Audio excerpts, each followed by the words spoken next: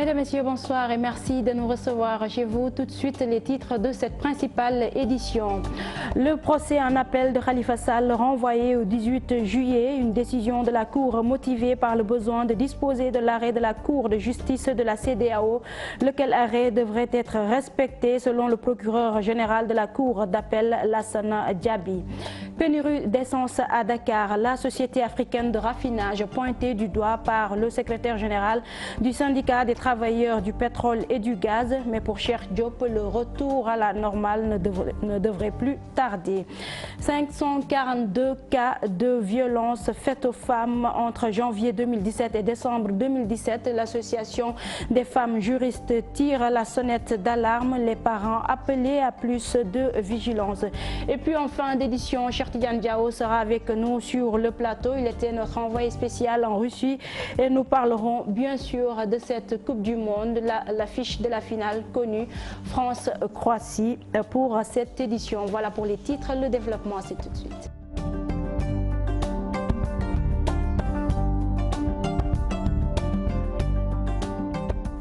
Bonsoir à tous et bienvenue dans cette édition. Le procès en appel de Khalifa Sall renvoyé jusqu'au 18 juillet. La défense espère disposer de l'arrêt de la Cour de justice de la CEDEAO avant cette date. Les avocats du maire de Dakar qui continuent d'exiger la libération de leurs clients. Compte rendu de cette troisième journée avec Cheikh Diop et Thierno Laurent Mendy. L'audience est renvoyée à la semaine prochaine, à mercredi plus précisément. C'est pour permettre aux avocats du maire de Dakar de disposer de l'arrêt de la Cour de justice de la CEDEAO. La défense s'engage à obtenir ce document d'ici là. Qu'il y a un problème, c'est que la personne, le juge, comment dirais-je, l'un des juges n'a pu signer encore et qu'il a un empêchement qui ne peut pas lui permettre d'être à la cour avant le 18. En tout état de cause, je vais encore appeler tout de suite parce que j'ai tous leurs numéros et leurs coordonnées. Pour la défense, la décision de la Cour de justice de la CEDEAO est explicite. Khalifa Ababakar Sall doit être libéré. Effectivement, ils connaissent la décision qui a été rendue. Cela signifie, et dans cette attestation, il est bien écrit qu'ils n'ont que Khalifa Ababakar Sall et autres n'ont pas bénéficié d'un procès équitable. Et si un procès n'est pas équitable, cela veut dire que la détention n'a plus de base et mettre en liberté, d'ores et déjà, d'office. L'avocat de l'État soutient que la juridiction communautaire n'a jamais ordonné cette libération. Ils ont soutenu quand même leur argumentaire parce que ce document ne tombe pas du ciel. La Cour de la CEDEAO a répondu à des demandes qui lui ont été posées par les avocats de M. Khalifa Ababakar Sall. Donc on a quand même la requête. On sait bien que la Cour, elle ne juge pas par divination. On sait exactement quelles sont les questions qui ont été posées. On sait également quelles sont les motivations des avocats de Khalifa Sall puisque nous avons été leurs adversaires. Le troisième jour du procès en appel du maire de Dakar, particulièrement marqué par le réquisitoire du procureur général de la Cour d'appel, Lassana Diaby, qui invite au respect des décisions communautaires pour éviter le chaos. Justement, Cheikh Diop, cette requête du procureur général de la Cour d'appel qui a surpris plus d'un, que cache cette sortie du parquet? A-t-il suivi des instructions ou a-t-il agi en toute indépendance? Élément de réponse dans ce récit signé à Diatala. La sortie du procureur général de la Cour d'appel de Dakar demandant au tribunal d'accéder à la demande de la défense en accordant une liberté provisoire à Khalifa Sall est sur toutes les lèvres. Un fait inédit dans la justice sénégalaise. Lassana Diaby invoque la jurisprudence Mamadou Tandian, l'ancien président du Niger, bénéficiaire de la liberté après que la Cour de justice de la CEDEAO a jugé arbitraire sa détention. Les mêmes causes produisant les mêmes effets, l'affaire Khalifa Sall risque de connaître le même sort, quand on sait que le parquet d'habitude suit les écrits et instructions de la hiérarchie. Lassana Diaby a-t-il suivi les recommandations de ses supérieurs hiérarchiques? Le pouvoir actuel en a-t-il assez de l'affaire Khalifa Sall après plusieurs revers? Le dernier en date est celui de la Cour de justice de la CEDEAO qu'il a essuyé. Nos autorités veulent-elles garder intacte l'image du Sénégal comme fenêtre de la démocratie en Afrique? Politiquement, Le maintien de Khalifa Sall n'est-il pas un risque pour le candidat de la majorité présidentielle face à son challenger Idrissa Seck en l'absence éventuelle de Karim Wade? Ne préfère-t-il pas disperser l'électorat pour éviter le deuxième tour qui ne lui serait pas favorable? Ou bien le procureur général de la Cour d'appel de Dakar, Lassana Diaby, a-t-il agi en toute indépendance qu'on lui connaît? Le fils de Waoundé est réputé rigoureux, serein, calme et pondéré. Peut-il aller jusqu'à passer outre les instructions d'en haut? Quand on sait que dans le jargon de la justice, la plume est serve, mais la parole est libre. À savoir dire oralement ce qu'il pense, même s'il est lié par des instructions écrites de sa hiérarchie. Autre question intéressante, accorder la liberté provisoire au maire de Dakar le dispenserait-il de toute poursuite judiciaire? Ou l'épée de Damoclès restera-t-il toujours suspendue au-dessus de sa tête? L'avenir nous édifiera surtout. Diatala, merci. L'opposition, à travers le Front de résistance démocratique et sociale, dénonce le laxisme du régime en place face aux difficultés des populations sénégalaises, l'acharnement des adversaires sur des adversaires politiques. Le Front appelle toutes les forces vives de la nation à la marche de ce vendredi. Oumar Sarr et ses camarades faisaient face à la presse cet après-midi. Compte rendu Fatou Kinedem. Une opposition catégorique s'enchaîne pour parler de la situation politique, socio-économique du pays. Un Sénégal qui manque de tout selon elle. Pénurie d'eau, pénurie de sang, pénurie d'essence, pénurie d'argent, pénurie de cartes d'électeurs, pénurie de justice, pénurie de liberté, pénurie d'emploi et de démocratie. Le Front national de résistance démocratique et sociale sonne la mobilisation, une marche pour dire niet au régime face à ce qu'il qualifie d'acharnement sur des adversaires politiques. Nous sommes vraiment dans une situation confuse où la préparation de l'élection présidentielle est, disons, entachée de mesures liberticides et tout porte à croire que ce régime-là ne veut pas d'élection présidentielle. Selon Oumar Sarr et ses camarades, la demande de liberté provisoire pour Khalifa Sall par le procureur de la Cour d'appel de Dakar est une énième preuve sur la détention arbitraire du maire de Dakar. Ça va dans le sens de l'apaisement, déjà du front social, qui était front social et front politique qui était en ébullition. Ensuite, c'est aussi permettre à ses parents de pouvoir retrouver leur enfant le plus rapidement possible, et ses propres enfants. Et dès lors qu'il y a eu cette décision de la CEDEAO, tout le monde s'attendait à cela. Opposition, citoyens, appelés à la mobilisation de ce vendredi à la place de la Nation. Manifestation d'humeur du collectif pour la défense des droits des personnes vivant avec un handicap. Ses membres disent non à la discrimination. Ils appellent au respect des engagements pris par l'État. Yoro Ndiaye et Ibrahima Faye, que je vous propose d'écouter au micro de Aïssatou Paye et Mardien. Les gens continuent à violenter les personnes en situation de handicap. C'est un prétexte parce que tout le monde a vu cette vidéo, mais le gars est jugé et a été libéré. Maintenant, on a organisé cette marche pour continuer notre combat. Après ça, on va faire recours, on va encore porter plainte, on va continuer le combat.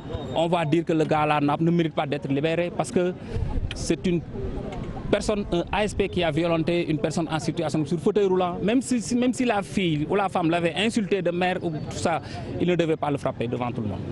On peut dire que les droits restent, parce qu'on a voté la loi d'orientation sociale aussi depuis, mais l'effectivité ou la prise en compte de tous les articles reste toujours tard à venir. Les personnes handicapées n'ont pas, la loi n'est pas applicable à 100%. C'est ce qu'on réclame, c'est ce qu'on reproche, c'est la raison de cette marche.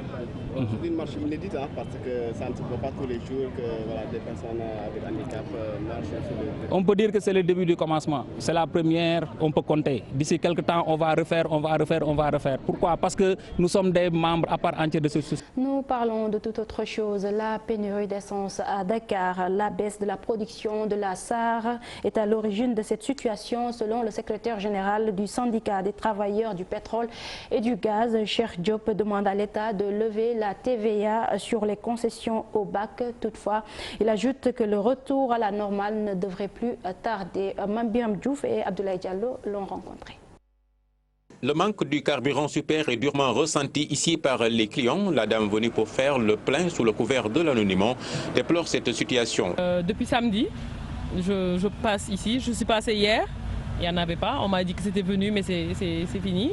Ça fait très mal de vouloir conduire sa voiture et de ne pas trouver d'essence. Joint au téléphone, le directeur général de Elton, Babacar Tall, qui ne veut en rajouter, estime que le problème est en train d'être réglé pour que le super soit disponible au niveau des stations. Elton, lui, qui déclarait en début de semaine que ce problème est dû justement à une baisse du débit de la production de la SAR, ce que confirme le secrétaire général de la CNTS FC. Donc aujourd'hui, il y a lieu que l'État règle cette question, la session en bac, la gouvernance des sessions en bac, il faut que ça soit réglé par l'État. Dans cette station, l'approvisionnement se déroule bien après quelques soucis notés ce mardi.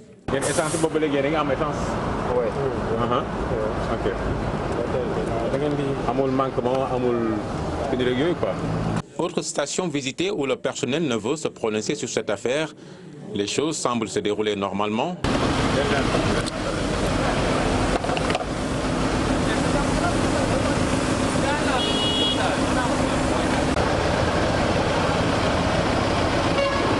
Pour un approvisionnement correct et éviter toute pénurie, voici ce que propose le vice-président de l'Association sénégalaise des pétroliers. Pendant qu'il y a rupture dans les stations-service, mais il y avait du produit dans les dépôts. Il y a un trader qui avait 5000 tonnes et ces 5000 tonnes sont toujours là-bas. Les pétroliers ne peuvent pas les acheter. Parce que tout simplement, les cessions en bac entre pétroliers sont frappées d'une TVA. Ce que nous n'approuvons pas, parce que cette TVA-là, ces cessions en bac, c'est des opérations hors taxe. Le produit, il est considéré comme étant dans le marché quand il franchit le cordon douanier, c'est-à-dire quand il sort du dépôt. Mais à l'intérieur du dépôt, le produit est considéré comme un produit sous douane, un produit hors taxe. Donc aujourd'hui, il y a lieu que l'État règle cette question, la session en bac, la gouvernance des sessions en bac, il faut que ça soit réglé par l'État. La direction générale de la SAR, saisie, déclare ne vouloir se verser dans ce qu'elle appelle une polémique. Elle rassure sur le bon fonctionnement de la SAR et dit honorer ses engagements sur les bons de commande émis. Pour que la SAR soit performante, Cheikh Diop estime qu'il faut une mise à niveau technique, à l'État également de définir un cahier des charges bien défini. Calvaire des populations du Pakala dans la commune de Saly-Escale. Elles n'ont pas d'eau potable, pas de structure de santé, encore moins de pistes de production. La localité manque de tout et les habitants n'en peuvent plus de leurs difficiles conditions de vie. La correspondance d'Ibrahima Diamé. Le mal-vivre est manifeste dans la commune de Saly-Escale, plus précisément dans le village de Pakala. Dans cette bourgade du département de Koungheul, les habitants ne bénéficient d'aucun service social de base de la part du gouvernement. Pas d'eau courante, pas de structure sanitaire adéquate, encore moins de routes. Fatigués de vivre ce calvaire, ils sont sortis pour manifester leur ras-le-bol. Fatoumata Gueye porte leur parole. Nous, les populations de Pakala, nous sommes très fatigués. Nous n'avons pas de l'eau, ni d'électricité, ni de courant, ni de route. Si nous voulons à l'hôpital, nous n'avons pas de moyens pour aller à l'hôpital. Nous avons en Gambie. Ça, ce n'est pas bon. Nous sommes des citoyens. Ici, les populations se sentent complètement oubliées par le régime en place. Elles s'attendent toujours les programmes du gouvernement, mais sans fin. Nous lançons un appel à l'État, président Macky Sall, pour qu'il nous aide de l'eau, de courant, de route. Voici, pour aller à Koungheul, c'est très difficile. La route n'est pas bonne. La route, tout est mauvais. Nous voulons un tali goudron. Nous voulons un goudron noir pour aller à Koungheul, pour simple. Nous sommes fatigués, tellement fatigués. Nous les femmes, nous sommes fatigués. Si nous sommes enceintes, nous n'avons pas d'occasion pour aller à l'hôpital. Nous sommes très fatigués, ni de travail, ni des projets. Pour accéder à la structure sanitaire la plus proche, les habitants de Pakala parcourent au moins une dizaine de kilomètres dans des conditions très difficiles. Ils réclament par la même occasion la construction d'un forage pour étancher leur soif.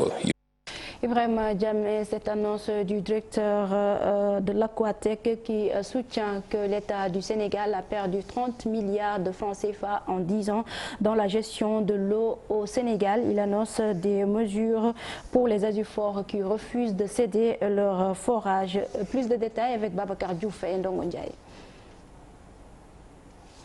L'élément n'est certainement pas en place. Nous y reviendrons dans nos prochaines éditions. Faible taux de mise en valeur des terres aménagées dans la vallée du fleuve Sénégal. Le financement identifié comme étant le facteur bloquant. Dans le nord, seuls 40% des paysans ont accès au financement. En assemblée générale ce matin, les conseillers agricoles et paysans se sont retrouvés pour élaborer de nouvelles orientations allant dans le sens de booster la production agricole. La correspondance de Ali Bandelnian. Malgré les efforts consentis pour l'accroissement des terres aménagées, le taux de mise en valeur reste de plus en plus faible dans la vallée du fleuve. Dans la région de Matam, par exemple, on tourne autour seulement de 11%. Parmi les contraintes identifiées, le financement de l'activité agricole, thème de cette journée d'échange de l'ensemble des conseillers agricoles de la vallée du fleuve. Nous savons que c'est un secteur qui nécessite beaucoup de moyens, des moyens financiers, des moyens techniques, des moyens humains. Pour avoir une bonne mise en valeur, il faut un paquet technologique. Et en général, ce qu'on remarque, la majorité des producteurs, c'est des exploitations familiales qui en général n'ont pas assez de moyens pour prendre en charge tous les aspects liés au financement de la campagne. Donc le crédit agricole est un facteur incontournable au niveau de la mise en valeur, donc pour booster la production agricole. Donc les producteurs, en général, les petits producteurs ne peuvent pas prendre à bras le corps donc, ce qui est nécessaire pour la mise. Avec le déploiement d'institutions financières, l'État a injecté plus de 9 milliards pour porter cette campagne de contre-saison, selon les autorités de la SAED. Le financement a pris une évolution.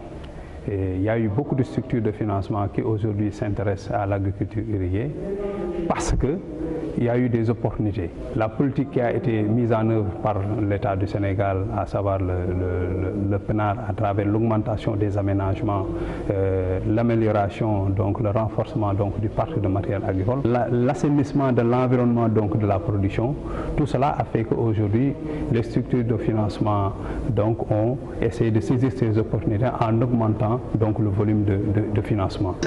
Principaux acteurs de la promotion de la culture irriguée, les conseillers agricoles des départements de Saint-Louis, Dagana, Podor, Matam et Bakel réitèrent leur ferme volonté et leur engagement d'accompagner le programme national d'autosuffisance. Ali Bandelnian, merci. L'élément de Babacar Diouf donc en place avec le DG d'Aquatec qui soutient que l'État du Sénégal a perdu 30 milliards de francs CFA dans la gestion de l'eau au niveau des forages ruraux. Reportage. Davantage sur la réforme de la gestion de l'hydraulique rurale, l'État du Sénégal semble vouloir corriger un manque à gagner de 30 milliards par an qui passait par pertes et profits à travers les associations des usagers des forages. 30 milliards, et ce n'est qu'une estimation, c'est de l'argent qui aurait dû être collecté, donc reversé à l'État du Sénégal pour retourner à l'eau sous forme d'extension de réseau, de branchements sociaux, de nouveaux forages et autres. Et il semblerait que depuis plusieurs années, cet argent n'est pas reversé, d'où l'obligation de la réforme. Déjà pour récupérer ça à travers une redevance avec les nouveaux fermiers, donc la redevance est autour de 5%. Et puis en même temps, c'est une volonté des bailleurs de fonds. Déjà, beaucoup de villages à travers des marches et autres formes de protestation ont dit non à la reprise de leur forage. Mais pour M. Diop, après la carotte, c'est l'heure du bâton. Il y a quelques endroits où il y a encore une réticence, mais cela est de la compétence de l'administration territoriale, de l'Office des forages, des communes. Il y a un travail qui est en train d'être accompli.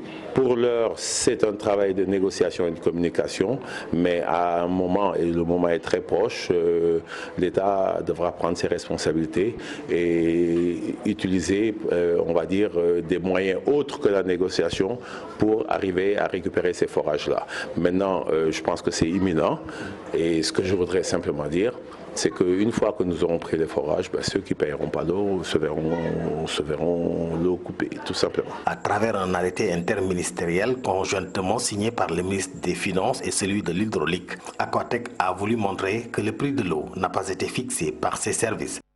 Les pêcheurs et mareyeurs de Saint-Louis répondent aux détracteurs des accords de pêche signés entre le Sénégal et la Mauritanie. Ils soutiennent que ces accords sont bénéfiques pour eux. Ils pourront reprendre leurs activités. Ils appellent donc leurs collègues de Mbour à la retenue. Cheikh Dossé Fall, leur porte-parole, que je vous propose d'écouter au micro de nos correspondants à Saint-Louis. Ousseynou Diop et Habib Seck.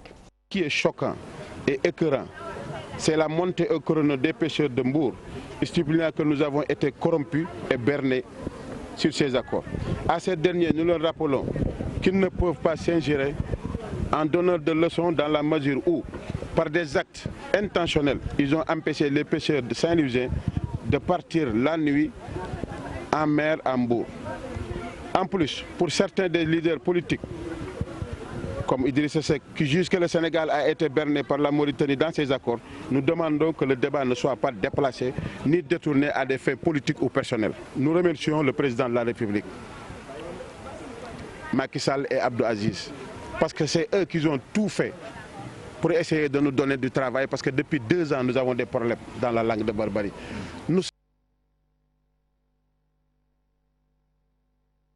Je vous le disais, on titre 542 cas de violence faites aux femmes entre janvier 2017 et décembre 2017. Selon les dernières statistiques, la JS tire la sonnette d'alarme. La présidente de la structure invite les parents à redoubler de vigilance. La presse, elle aussi, doit jouer sa partition dans ce combat. Une rencontre s'est tenue ce matin à Dakar. Compte rendu Souadou Ndiaye et Mbaye Diouf. Difficile de se réveiller le matin sans entendre parler d'un cas de violence exercé sur la femme. L'année dernière, plus de 542 cas de violence ont été relevés dans les boutiques des associations des femmes juristes du Sénégal. Nous avons effectivement constaté que c'était des violences que subissaient les femmes, les petites filles, c'était des coups et blessures, c'était des viols, c'était des maltraitances. Mais ce qu'on a constaté, nous, depuis un peu moins d'1 an, c'est des violences qui sont suivies de meurtres. C'est des violences qui sont suivies de maltraitances graves qui portent préjudice à l'intégrité physique de la femme et qui ont même comme conséquence une situation de handicap pour la femme. On l'a vu récemment à Mboro, à Thiès. Des violences qui sont parfois suivies de meurtres, un phénomène récurrent dans les régions les plus éloignées du Sénégal. On met l'accent sur Dakar, sa banlieue et les régions un peu proches telles que Thiès, où peut-être les médias sont beaucoup plus présents et autres. Mais il faut dire qu'au niveau de certaines zones, surtout les zones sud, les régions sud et sud-est du pays, il faut reconnaître que les femmes et les filles subissent quotidiennement des violences. Fatoumata Gueye interpelle les responsables de famille à redoubler de vigilance, mais aussi à la presse d'aider les organisations féminines dans le travail de sensibilisation. C'est vrai que l'État a un rôle à jouer, mais les familles ont un rôle à jouer. Il faut que les familles jouent leur rôle d'éducateur premier, de protecteur premier de l'enfant. L'enfant, sa protection, c'est d'abord au sein de la famille et être vigilant par rapport au déplacement de l'enfant dans la rue.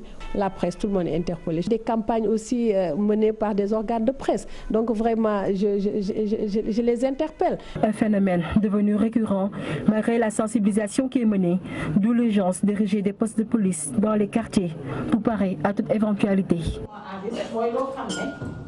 Souadou Ndiaye, la présidente de l'association des femmes juristes, de reconnaître que des avancées sont notées dans le respect des droits de la femme au Sénégal, mais il reste encore beaucoup à faire, dit-elle, au regard du protocole de Maputo ratifié par notre pays en 2005. Fatoumata Gueye, que nous allons écouter.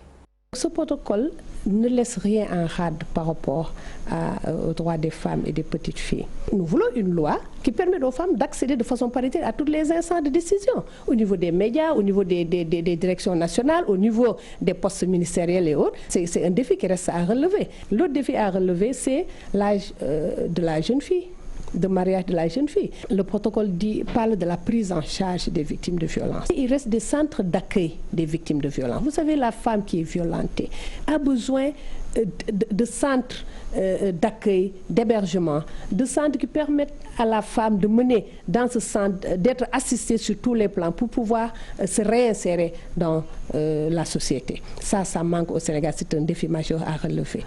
La population sénégalaise est passée de 13 millions en 2013 à 15 700 en 2018 selon l'Agence nationale des statistiques. Dakar a la plus grande taille avec plus de 3 millions d'habitants, une population inégalement répartie sur l'ensemble du territoire. Le reportage de Dissa Prera et Gervais Yao. 2,5%, c'est le taux de croissance annuel de la population au Sénégal. Des chiffres de l'Agence nationale pour la statistique et la démographie qui renseignent aussi que la majorité est composée de jeunes et moins jeunes. Donc de 13 500 en 2013, aujourd'hui en 2018, on est à 15 700.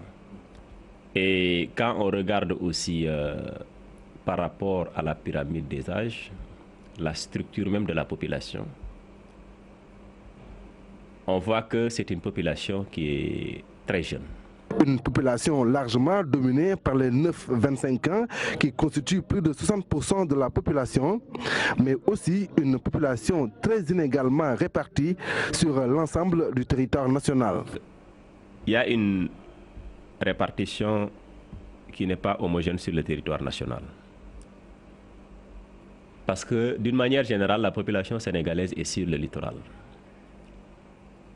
Mais la région de Dakar concentre plus de 3 millions d'individus et précisément plus de 3 500 personnes.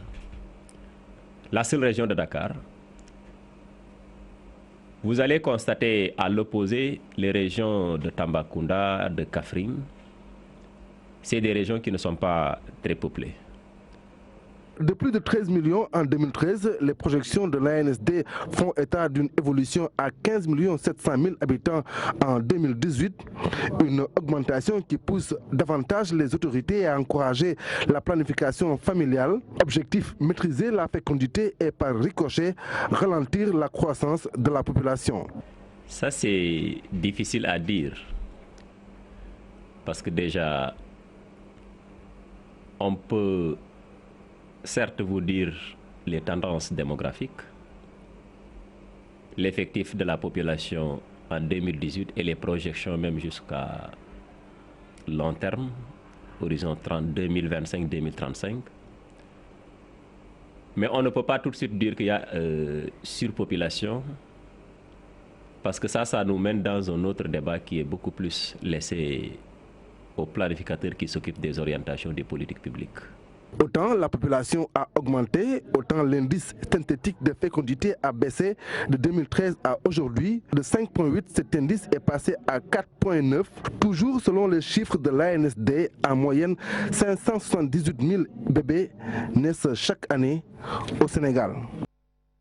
Merci. Nous parlons éducation à présent. Le département de linguistique et sciences du langage de l'université Cheikh Anta Diop de Dakar a organisé un panel sur l'intégration des langues nationales dans le système éducatif. Objectif, valoriser les langues nationales dans l'enseignement et lister aussi les métiers possibles pour les linguistes au Sénégal. Écoutons à ce propos Mokhtar Ndaw, président du cercle linguistique. Il est au micro de Ibou Diouf et Gervais Yao.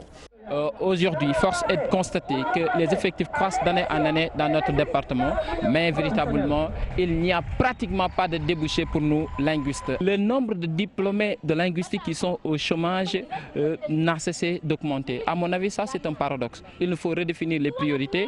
En faisant quoi? En introduisant bien évidemment les langues nationales dans le système éducatif, en prenant les linguistes comme des formateurs de formateurs, parce que ceux qui vont enseigner les langues nationales doivent être formés et que les linguistes doivent être ces formateurs-là.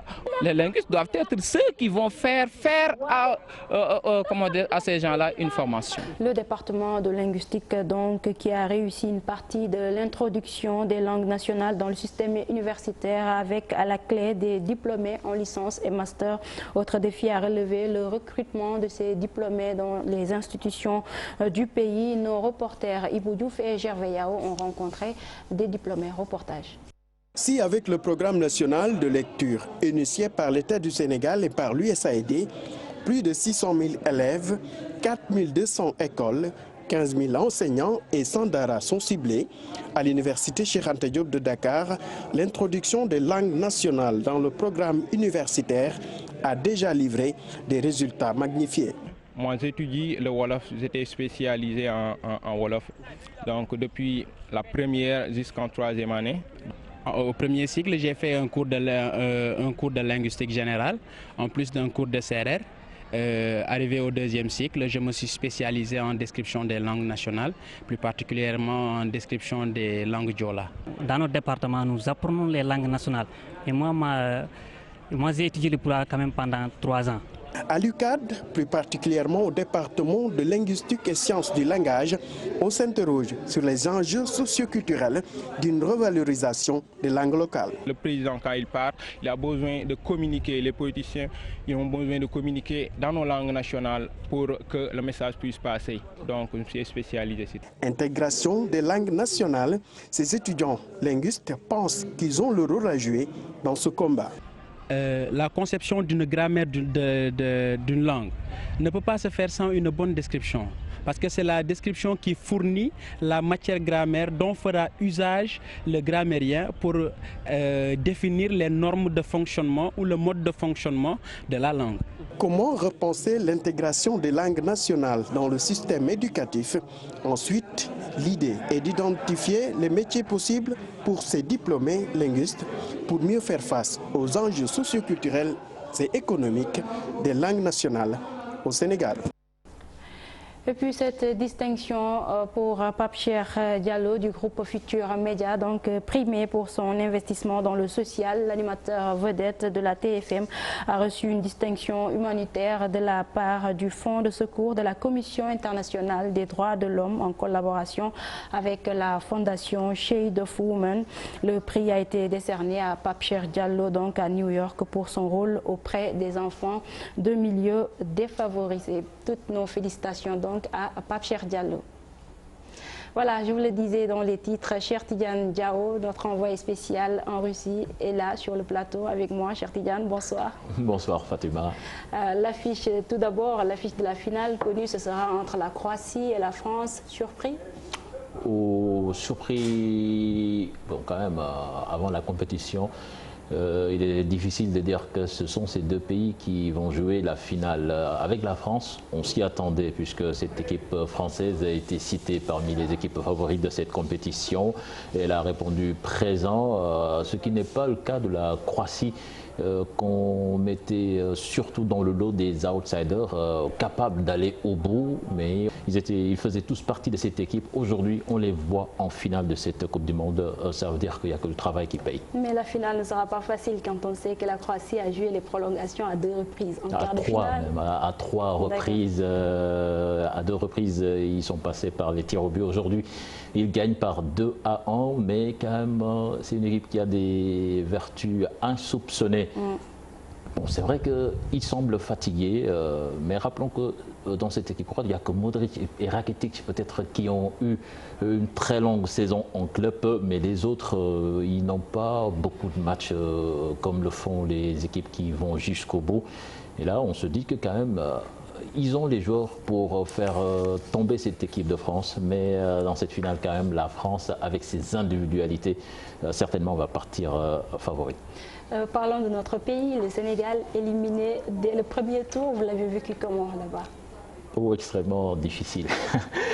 Et surtout ce sentiment de goût amer, ce sentiment de goût inachevé, parce que quand même, avec du recul, quand on voit cette compétition, avec cette affiche qu'on attendait, surtout Sénégal-Angleterre en 8e de finale, finalement on a eu Angleterre-Colombie et on a vu comment ça s'est terminé.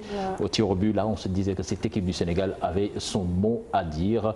Bon, finalement, malheureusement, on est sorti au carton jaune. C'est le fair play qui nous fait sortir de cette compétition. On aurait voulu que ça soit autrement, que cette équipe puisse jouer ses quarts de finale, ses 8e de finale, éventuellement les quarts de finale, mais ça n'a pas été le cas. Mais quand même, il y a eu beaucoup de satisfaction côté sénégalais, surtout individuel, mais quand même beaucoup de regrets également. Il faut dire qu'on n'a pas raté, on n'a rien raté de cet événement parce que vous étiez toujours là à nous envoyer les éléments à temps. Mais est-ce que la relation travail entre la tanière et les journalistes et la presse, elle était facile, cette relation? Non, pas du tout, pas du tout facile, pas du tout facile. Et ça ne date pas d'aujourd'hui, lors des dernières CAN 2015, 2018, c'était également le cas avec Aliou Cissé, cette tanière est bancarisée, ça il faut le dire, parce que durant les 20 jours à peu près qu'on a fait à Kalouga, je pense qu'il y a une seule fois qu'il y a eu conférence de presse. C'était le lendemain de leur arrivée sur place, on a eu 2 jours en conférence de presse et après ça, il y a eu un entraînement ouvert au public et ça c'était une décision de la FIFA, mais après ça c'était plus rien, 15 minutes en début de séance et on ferme tout, on travaille. Bon, quand même en tant que journaliste, on se dit que franchement la nature a horreur du vide. On aurait aimé peut-être qu'après chaque séance, même si on n'assiste pas à cette séance, qu'on ait droit à une petite communication, à quelques interviews de la part des membres de cette équipe nationale, mais ça n'a pas été le cas et on ne va pas dire que ça leur a réussi quand même, puisque cette équipe est sortie au premier tour. Ibrahima Kane nous attend pour le journal du mondial. Côté organisation, on peut quand même dire que c'est une réussite pour la Russie. Oh, oui, réussite sur tous les plans sportifs. Puisque cette équipe sportive, d'abord puisque cette équipe de la Russie a atteint les quarts de finale de cette compétition, elle est sortie avec la tête haute et franchement on n'attendait pas une telle prestation des joueurs russes, mais sur le plan organisationnel je pense que c'est l'une des coupes du monde les mieux abouties sur ce plan. Déjà en y allant, beaucoup de personnes quand même avaient des appréhensions concernant l'hospitalité. On se disait que la Russie était en pays fermé, que c'était un pays raciste, mais quand même, arrivé sur place, on s'est rendu compte que c'était complètement différent. Bon, peut-être que ils ont eu des directives, je ne sais pas, mais en tout cas, on a vu une population extrêmement accueillante et une belle fête du football. Et chose rare, on n'a pas eu de débordement de supporters. Parce qu'on se rappelle de l'Euro passé quand même, il y a eu énormément de bagarres avec les hooligans, mais là, il n'y a pas eu de débordement, tout a été bien fait, côté sécurité, ça a été vraiment nickel. De ce côté-là, je pense que le gouvernement russe et la FIFA ont réussi une très belle compétition. Une très belle compétition, Cherdidiane, merci beaucoup. Merci Fatima. C'est la fin de cette édition, merci de l'avoir suivi. Ibrahima Kane sera là dans quelques minutes pour le journal du mondial. Bonne soirée à tous.